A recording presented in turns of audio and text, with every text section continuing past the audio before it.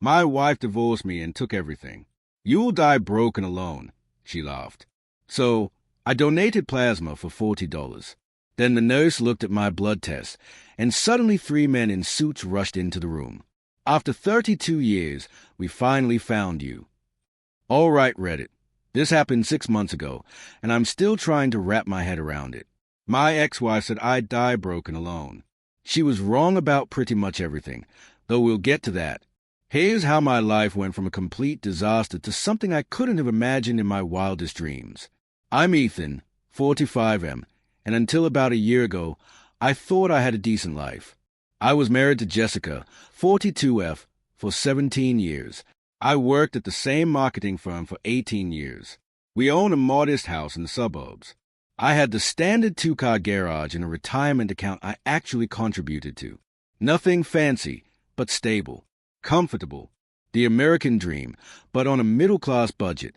Let me give you some context about how normal everything seemed before it all went sideways. I grew up in a working-class family in Ohio. My dad was an electrician.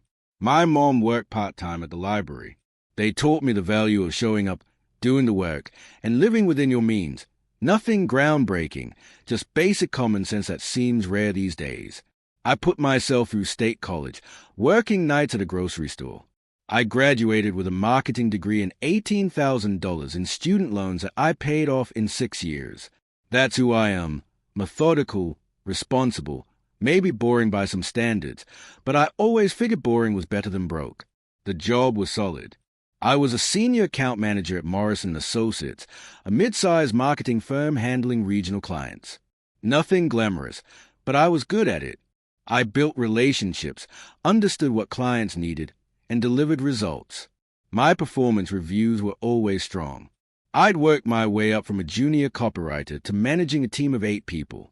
I remember my 10-year anniversary at the company. They gave me a plaque and a bonus. Jessica seemed proud that day. She even posted about it on social media with some caption about her hard-working husband. Looking back, that might have been the last time she truly seemed proud of me. After that, the complaints began. Everyone else's husband is moving up faster. Brandon just made partner at his firm. Why aren't you pushing for more? Brandon was her friend Ashley's husband, and apparently he was a benchmark for all masculine achievement in Jessica's world. The comparisons kept getting worse. It wasn't just Brandon. It was Ashley's brand new kitchen renovation that we couldn't afford. It was their annual trips to Europe that we couldn't take. It was their Tesla in the driveway while we drove a 6-year-old Honda Accord. Never mind that Brandon worked 70-hour weeks and barely saw his kids. Never mind that Ashley constantly complained about feeling like a single parent. Jessica only saw the stuff. Then there was Lauren's husband, who surprised her with a Rolex for their anniversary. Jessica mentioned it casually. "What are you getting me?" I bought her a nice necklace I'd saved up for $800. She opened it, said thanks, and then I never saw her wear it again. Later I found out she'd returned it to buy shoes instead. Didn't tell me. Just exchanged it like I wouldn't notice. The truth is, I like my life. My job paid well enough. $92,000 a year plus bonuses. Good benefits. Number 70-hour weeks. Enough time to actually have a life. I could go to my nephew's baseball games. I could spend Saturdays helping my dad fix the deck. I could actually use my vacation days without guilt. But Jessica had started comparing everything. Our house, our cars, our vacations. Nothing was ever enough. Then last year, everything collapsed. The company lost its 3 biggest clients within 2 months. None of it was my fault. One got bought out, one went bankrupt, and the third moved everything in-house. But when corporate needed to cut costs, senior managers with 18 years of experience and full benefits packages, well, we were expensive. They laid off 6 of us in one day. I came home that Tuesday afternoon, still processing everything, and told Jessica. Her face didn't show sympathy or concern. It showed panic, then anger. "What do you mean they let you go? What are we supposed to do now?" I told her I'd find something else. I had severance, unemployment, and strong references. But she fired back. "You're 45 years old, Ethan. Nobody wants to hire middle-aged men. Do you know what this does to us?" To me, that conversation set the tone for everything that followed. Instead of, "We'll figure this out together," it became, "You failed us." Instead of support, I got lectures about my lack of ambition, my complacency, and how she'd wasted years on a man who couldn't provide. Within a week, I was served divorce papers. She'd filed the day after I got laid off. No attempt to talk, no effort to work through anything. Just paperwork.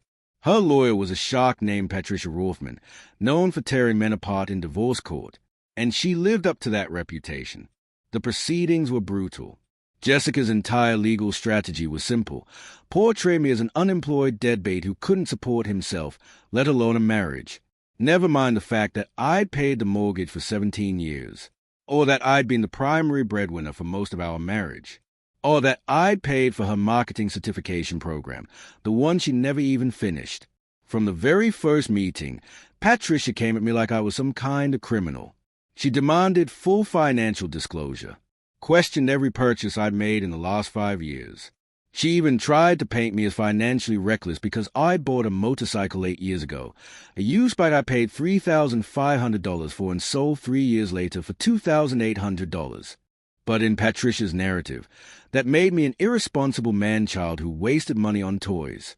Meanwhile, Jessica conveniently left out the $4,200 she'd blown on a girls' trip to Nashville the year before, or the $1,800 designer handbag I'd bought her for Christmas because she had to have it, or the 3 different small business ideas she tried over 5 years, each requiring startup costs from our joint account, and none of which ever earned a single dollar.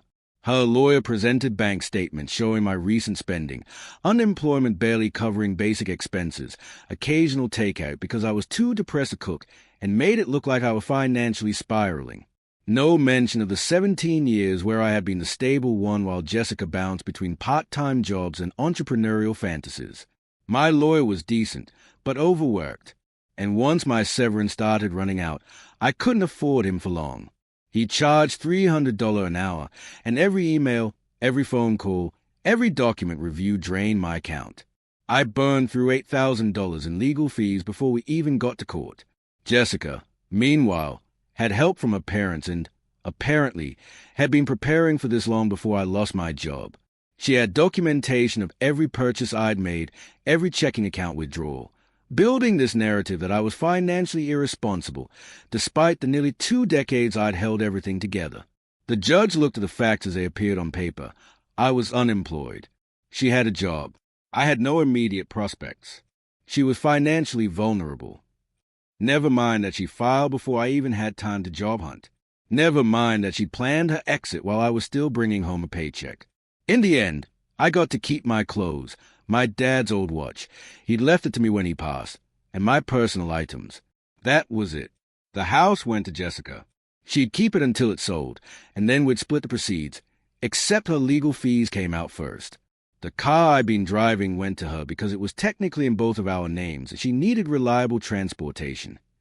My 401k was split. The savings account got drained by legal fees. When everything was finalized, I had $183 in my checking account and a storage unit filled with boxes. I moved into a studio apartment in a building where the elevator worked maybe half the time. The entire place was about 400 square feet, including the bathroom. My bed was a futon that smelled like someone else's regrets. But the worst part wasn't the financial hit. It was the night the divorce was finalized. Around 9 p.m., my phone rang. It was Jessica. I almost didn't answer, but some small part of me hoped maybe she was calling to apologize, or at least acknowledge how far everything had spiraled. I picked up. "Hello, Ethan. It's me." Her voice was cheerful, almost giddy. "I just wanted to call and let you know you'll die alone and broke. That's what happens to boring men like you, Ethan. Brandon says I should have left you years ago." Brandon, my former business partner at the firm. The guy who'd been my friend since college. My best man at the wedding. The man I'd helped get hired at Morrison & Associates 5 years earlier. Brandon, who had apparently been telling my wife for years that she could do better. "We're together now," she continued, like she was announcing something wonderful. "He says you were always dead weight at work and at home. He's taking me to Cancun next month. When's the last time you took me anywhere nice?" I couldn't speak. My brain just shut down. Anyway, I wanted you to hear it from me. Good luck with your sad little life. Don't call me again. She hung up, and I could still hear her laughing before the line went dead. I sat in that depressing studio apartment for 3 hours, staring at the wall.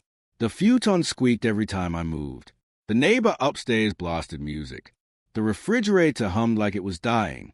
And all I could hear was her voice, "You'll die alone and broke." The next 2 months were pure survival mode. I sent out around 200 job applications. I got maybe 15 interviews. Made it to the final round 3 times, and got rejected each time. The market was tight, and 45-year-old ex-managers with gaps in their employment weren't exactly in demand. I took freelance gigs on Fiverr, wrote blog posts for $25, designed social media campaigns for $50. It barely covered rent. I was eating ramen and canned soup, the kind that cost 39 cents at the discount grocery store. I'd walk past restaurants and remember when spending $15 on lunch didn't feel like a major financial decision.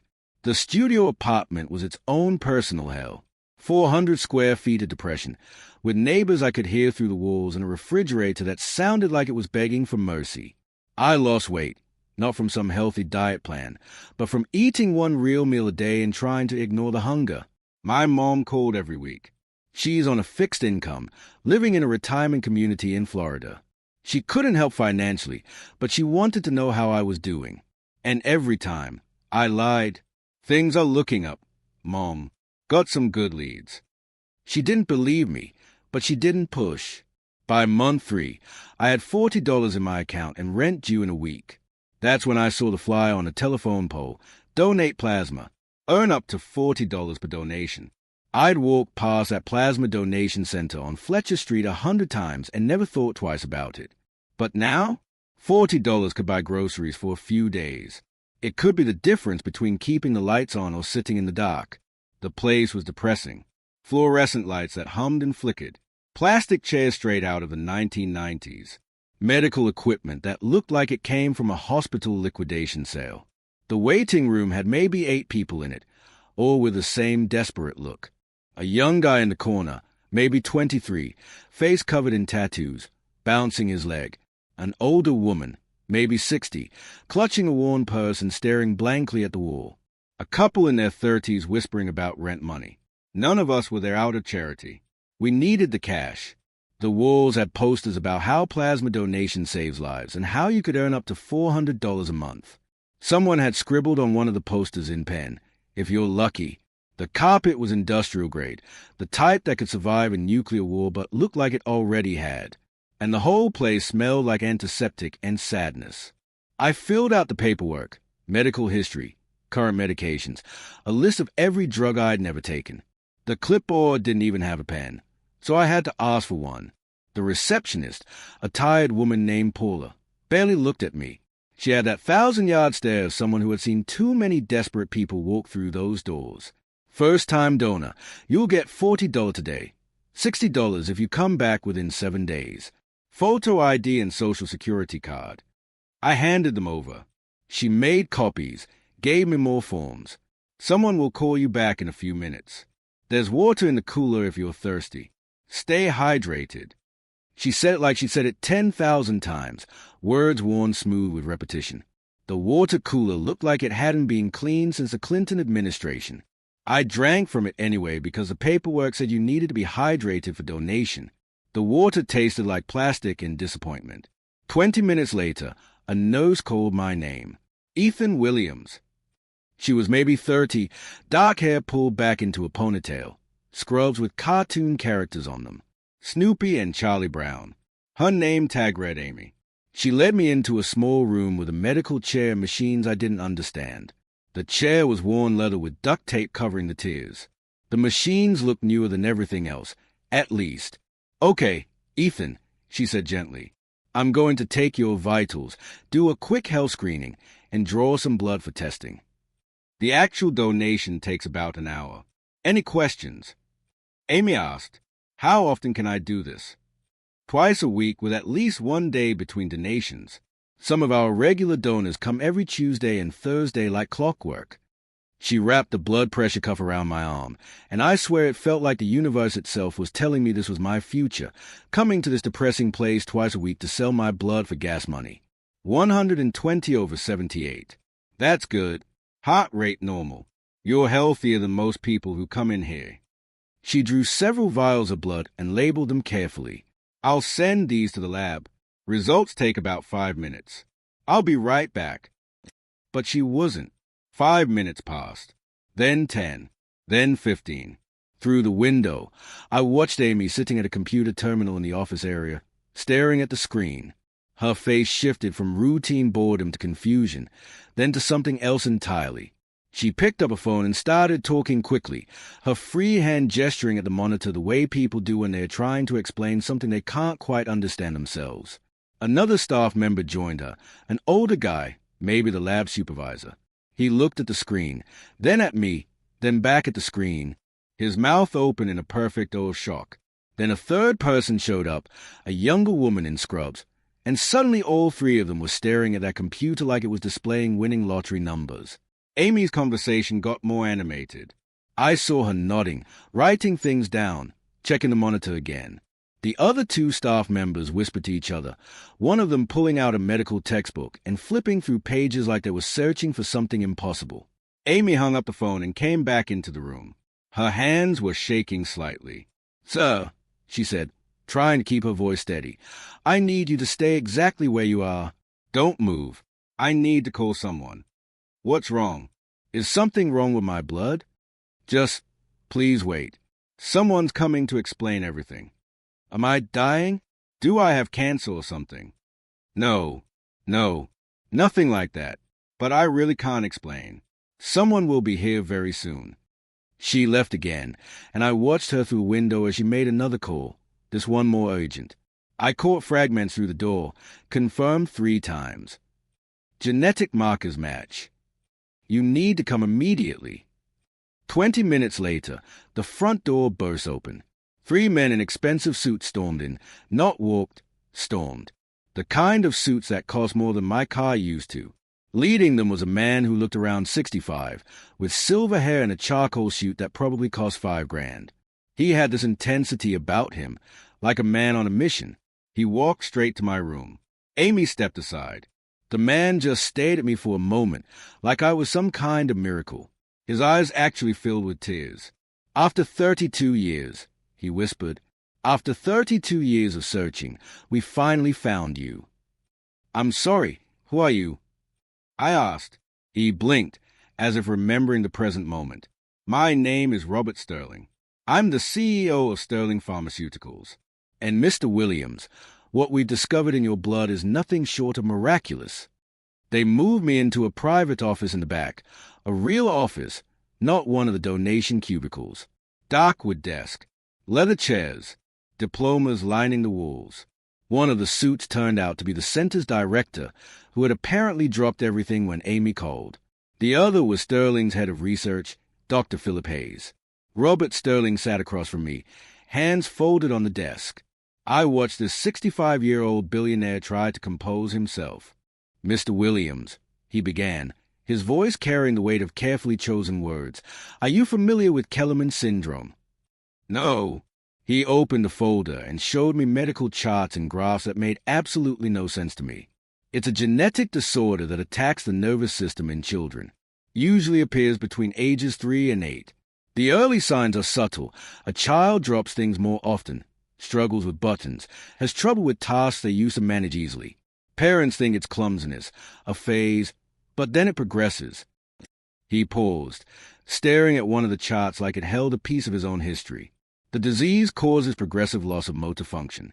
Walking becomes difficult, then impossible. Fine motor control disappears. The nervous system essentially short-circuits, sending the wrong signals, then fewer signals, then eventually none at all. Cognitive decline follows.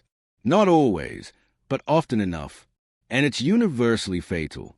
Average life expectancy after diagnosis is 18 months. Some children survive up to 2 years. Very few make it to 3. There is no cure. Or rather, there wasn't." He pulled out another document. This one looked like a photograph that had been printed and reprinted countless times over the years. A little girl with dark hair and the same eyes as her sat in a wheelchair, smiling despite everything. In 1992, my daughter Rebecca was diagnosed with Kellerman's. She was 9 years old, an active kid, played soccer, loved gymnastics, was always moving. Then one day she tripped during practice. Just a simple fall, nothing major, but she kept falling over and over. We took her to 3 different doctors before one finally recognized what we were dealing with. His voice cracked slightly. We tried everything. Experimental treatments in the U.S., trials in Europe and Asia, alternative medicine that probably did nothing but gave us something to hope for. I spent over $2 million chasing any possibility, no matter how remote. None of it worked. I watched my daughter lose the ability to walk, to feed herself, to write her name. She died 3 months before her 12th birthday, and there was nothing I could do to save her. The silence in the room grew heavy. The other 2 men weren't looking at Robert anymore, probably because they'd heard this story before and knew how much it cost him every time he told it. I'm sorry for your loss, but I don't understand what this has to do with me. Dr. Hayes spoke up. Mr. Williams, after his daughter's death, Robert sold his software company and founded Sterling Pharmaceuticals with one mission: find a cure for Kellerman syndrome. We've spent 32 years researching this disease. We've tested hundreds of thousands of blood samples, looking for specific genetic markers that might help us develop a treatment. And you have them, Robert said quietly. You have a genetic mutation so rare that we estimate only 3 to 5 people on Earth possess it. Your blood produces antibodies that can treat Kellerman syndrome. Not just treat it, reverse it, stop it completely. I stared at them. You're saying my blood can cure this disease? Yes. Your plasma contains proteins that, when processed and administered to Kellerman's patients, essentially rewrite the faulty genetic sequence causing the disorder. We tested your sample 3 times. Then we called our main lab in Boston and had them run it twice more. It's not a mistake. How is that even possible? We don't fully understand it yet, Dr. Hayes admitted. The mutation appears to be naturally occurring. You were born with it. It's dominant. Meaning if you have children, they'd likely inherit it. But finding someone with this specific marker, he shook his head. The odds are astronomical. Robert leaned forward. Mr. Williams, we would like to offer you a contract. We need your plasma to develop and manufacture this treatment. We're not talking about a one-time donation. We're talking about regular donations we would process into a viable therapy. How much? 15 million. The room went silent. I thought I'd misheard. I'm sorry, what? 15 million. 10 million upfront. 5 million spread over the next 5 years as you provide regular donations. We'll cover all medical expenses, provide comprehensive health insurance, and work around your schedule. My brain couldn't process it. 20 minutes ago, I was a broke, divorced failure who couldn't scrape together rent money. Now a billionaire was offering me enough money to retire for life. I need time to think about this. Of course. Take all the time you need. Robert handed me a business card. My personal cell is on there. Call me, day or night. I left the plasma center in a daze, walked 3 blocks back to my depressing studio apartment, and just sat on the futon staring at Robert Sterling's business card. Then I called the only person I trusted, my sister Kate. She's a paralegal in Chicago, sharp as a knife, doesn't take garbage from anyone. Kate, something insane just happened, and I need your help. I explained everything. She was silent for a long moment. Ethan, you need a lawyer. Not just any lawyer. You need someone who handles intellectual property and medical contracts. This is way bigger than 15 million. If your blood is as valuable, you need to protect yourself. I can't afford a lawyer. You're about to be able to afford a dozen lawyers. Look, I have a friend from law school, Diana Chen. Wait, scratch that, Diana Patterson. She specializes in pharmaceutical contracts. Let me call her. Don't sign anything until she reviews it. 2 days later, I met Diana Patterson in her downtown office. She was maybe 40, all business, the kind of lawyer who reads contracts for fun. Mr. Williams, your sister briefed me on the situation. I reviewed Sterling Pharmaceuticals' financial reports and market position. 15 million is insulting. It stunned me. It's more money than I've ever had in my life. It's also a fraction of what your genetic material is worth. She leaned forward. Kellerman syndrome affects approximately 1,200 families in the United States alone, maybe 8,000 worldwide. If Sterling can develop a treatment using your plasma, they're looking at a multi-billion-dollar market. And you're the only source. She opened her laptop and showed me spreadsheets. Here's what we're going to ask for. $18 million upfront, not 10. A 5% royalty on every treatment sold, in perpetuity. Comprehensive medical care for life. Or a seat on the company's medical advisory board with voting rights. And we retain the right to negotiate with other pharmaceutical companies if Sterling can't, or won't, develop the treatment within a reasonable time frame. They'll never agree to that. They will, she said calmly, because you're the only game in town. Without you, they have nothing.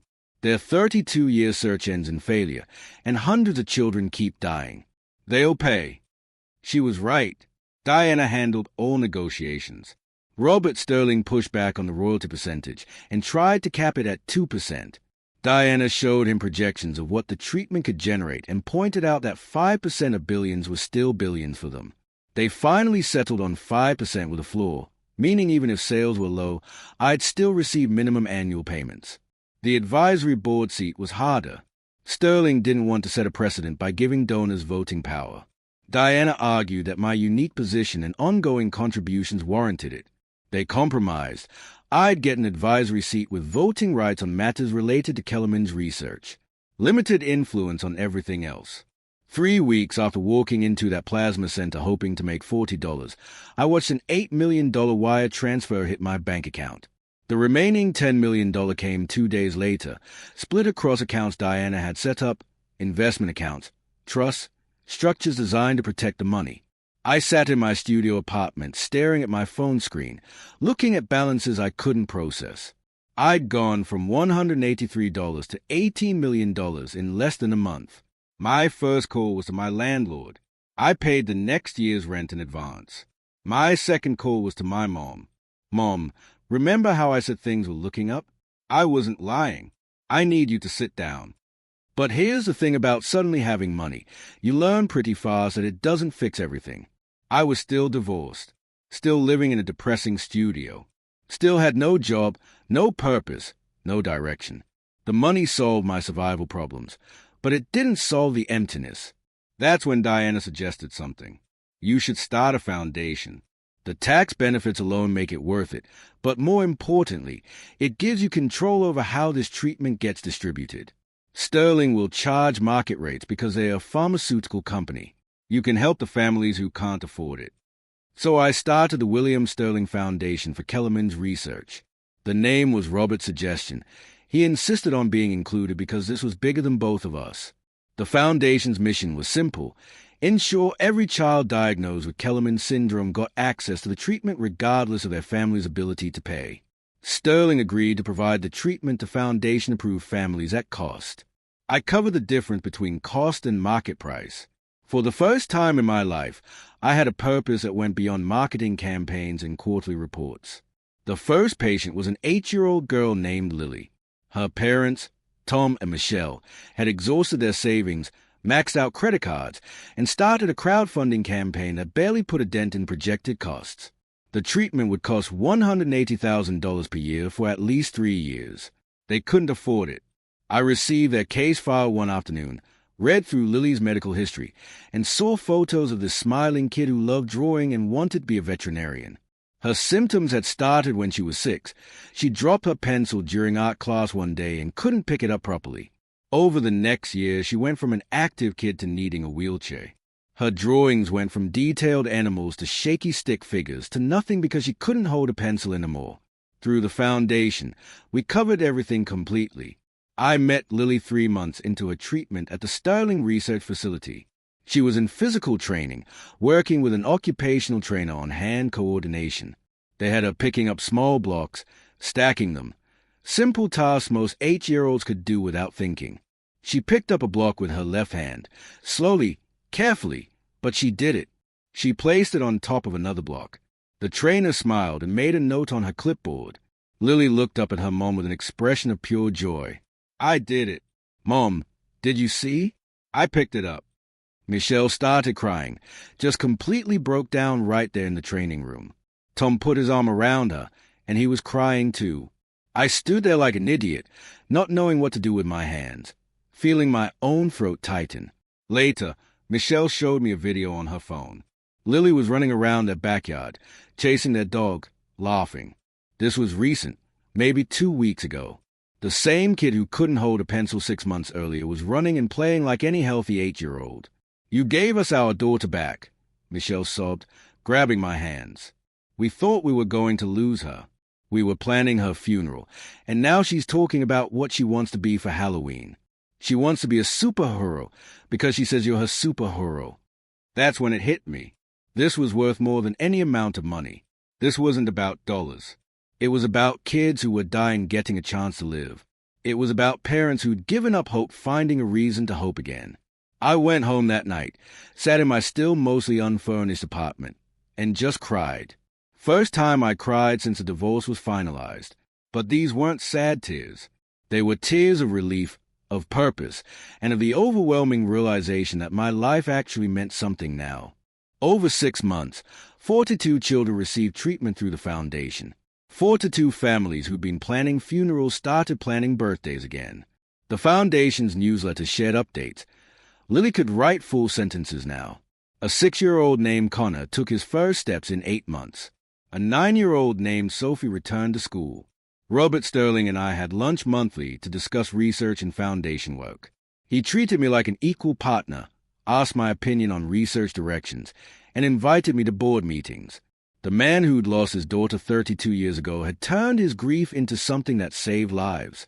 Rebecca would have liked you, he told me once over coffee. She wanted to be a doctor. She said she was going to cure diseases. In a way, you're doing what she never got the chance to do. Then, 2 months ago, everything shifted again. I got a call from Diana. Ethan, have you been watching the news about Morrison Associates? No.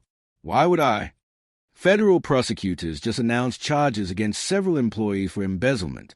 They've been investigating for 8 months. You might want to sit down. She sent me a link. The headline made my blood run cold. Former marketing executives charged in multi-million-dollar embezzlement scheme. The article detailed how someone had been systematically stealing from Morrison & Associates for over 3 years. They created fake vendor accounts with names like Premier Marketing Solutions and Strategic Brand Consulting LLC, companies that sounded legitimate but didn't exist. They'd approve fraudulent invoices for services never rendered, then divert payments to offshore accounts. The total theft was close to $4. $3 million. The names charged? Brandon Walsh and Jessica Williams, my former business partner and my ex-wife. The article went into detail about how the scheme worked. Brandon, as head of vendor relations, had the authority to approve new vendors and sign off on contracts up to $50,000 without additional oversight. Jessica, who'd worked in accounts payable before we married, knew exactly how the payment systems worked, which controls existed, and which were Molacs. They'd started small, $5,000 here and there, amounts that wouldn't trigger scrutiny. But over 3 years, they got bolder. The fake invoices grew larger. They created elaborate paper trails, fake contracts, even fake email exchanges between vendor representatives and Morrison staff. One shell company alone billed $780,000 in strategic consulting services over 18 months. The dots connected instantly. Brandon had been in charge of vendor relations for the last 4 years, brought on board specifically to streamline that process. Jessica had worked in accounts payable before we married. She knew the systems inside and out. They'd been having an affair and stealing money together, probably for years. The timeline was damning. The thefts increased dramatically in the months before I got laid off. In fact, the article specifically mentioned that the company's financial troubles, the same troubles that led to my termination and the 5 other layoffs, were partly caused by this embezzlement. Company leadership thought they were hemorrhaging money due to lost clients and poor performance. But really, they were bleeding from internal theft. And then Jessica filed for divorce the day after. She'd taken everything from me in the divorce, while sitting on millions in stolen money. The trip to Cancun she bragged about funded by theft. The new car Brandon was driving. Stolen money. The condo they'd moved into together downtown. The one with a rooftop pool and views of the city. Stolen money. The article quoted the federal prosecutor. This was a sophisticated scheme that involved creating an elaborate fiction of legitimate business operations. The defendant showed a pattern of escalating theft and increasingly brazen disregard for both their employer and basic ethical standards. They prioritized personal enrichment over the livelihoods of their colleagues. I sat there reading that last line over and over. Their theft had contributed to the layoffs, my termination, the financial devastation that followed. The months of eating ramen and selling my blood for rent money, partly caused by Brandon and Jessica's criminal enterprise. I felt sick, then angry, then something like vindication. The universe had delivered justice in a way I never could have orchestrated. Not justice, poetic, ironic, perfect justice. While I'd been struggling to survive, thinking I was worthless. They'd been living high on stolen money, and now it was all coming down around them. Diana called again. The prosecutors want to talk to you. You might be called as a witness about the company's financial situation during your employment. You're not in any trouble. You were one of their victims. The layoffs, the divorce timing, all of it supports the prosecution's case that they were covering their tracks. I met with the federal prosecutors the following week. Gave them everything I remembered about company finances, Brandon's access to vendor accounts, Jessica's knowledge of the payment systems. They had most of what they needed already, but my testimony helped establish timeline and motive. They got sloppy, one prosecutor explained. Started spending conspicuously. New cars, expensive vacations, a condo they shouldn't have been able to afford. Someone at the company noticed discrepancies in vendor payments, reported it to corporate, and corporate called us. Once we started pulling threads, the whole thing unraveled. The trial was scheduled for 4 months out. I wouldn't have to testify in person unless the defense demanded it, which seemed unlikely given how airtight the case was. Then last week, my phone rang. Unknown number. I almost didn't answer, but something made me pick up. Ethan, it's Jessica. Her voice was different. Not the cheerful mockery from our last call. Not the confidence of someone who thought she'd won. This was desperation. Ethan, I need help. Brandon and I are in serious trouble. The charges, the legal fees. I need money. We're going to lose everything. I said nothing. Let the silence stretch. Are you there? Please, Ethan. I know things ended badly between us, but we were married for 17 years. That has to count for something. I'm begging you. You called me the night our divorce finalized. I said quietly, do you remember what you told me? I was angry. I didn't mean you told me I'd die alone and broke. You told me I was boring. That Brandon said you should have left me years ago. Then you laughed. You actually laughed. I'm sorry. I was wrong about everything. Please, we're desperate. You and Brandon destroyed my career. You stole from the company, caused a financial crisis that got me fired, then took everything I owned in the divorce. While you were spending stolen money on trips and cars and your new life together. We'll pay it back. We'll make it right. I just need help with the legal fees. Please, Ethan, you were always so kind, so understanding. Maybe we could work something out. I thought about Lily running around her backyard laughing. Thought about Connor taking his first steps. Thought about Sophie going back to school. 42 kids who were alive because of something I could give. No. What? No. You made your choices, Jessica. You chose to steal. You chose to have an affair with my business partner. You chose to file for divorce the day I lost my job. You chose to call me and mock me when I had nothing. Those were your choices. Now you get to live with the consequences. You're going to let me go to prison. I'm not doing anything to you. The federal government is prosecuting you for crimes you committed. I'm just declining to fund your defense with money you think I don't have. What does that mean? It means you were wrong about me dying alone and broke. I'm not alone. I'm surrounded by people who value me. I'm not broke. I'm doing better than I ever did. And I'm doing work that actually matters. Work that saves children's lives. While you were stealing and lying and destroying people, I was building something real. Please. You told me I'd die alone and broke. You were wrong. But you You're learning exactly what it feels like to lose everything. Good luck with your sad little life. Don't call me again. I hung up. The trial concluded yesterday. Brandon got 7 years in federal prison. Jessica got 5. Full restitution was ordered, though they'd already spent most of what they'd stolen. Their assets got seized, the condo, the cars, the bank accounts, everything. I didn't attend the sentencing. Didn't need to. Diana called with the update, and that was enough. Kate called earlier today. So, I heard Jessica and Brandon got sentenced. How do you feel? Honestly, I feel nothing. They are not my problem anymore. I've got actual problems to focus on, like whether the foundation should expand to other rare diseases, or if I should get Max a brother, or if Robert's right that I should consider running for the Sterling board full-time. Look at you, all responsible and adult, she laughed. Who knew plasma donation would be your turning point? Technically, I never even got the $40. They didn't pay me once they realized what they'd found. The greatest investment you never made. I'm looking at Max now, watching his paws twitch while he dreams. The house is quiet in a good way, not the oppressive silence of a studio apartment, but the peaceful quiet of a place that's actually home. Guys, we are so close to hitting 100,000 subscribers on this channel. If you are not subscribed yet, please consider subscribing. It really helps us reach that 100,000 mark. Thanks for making this dream come true. Oh,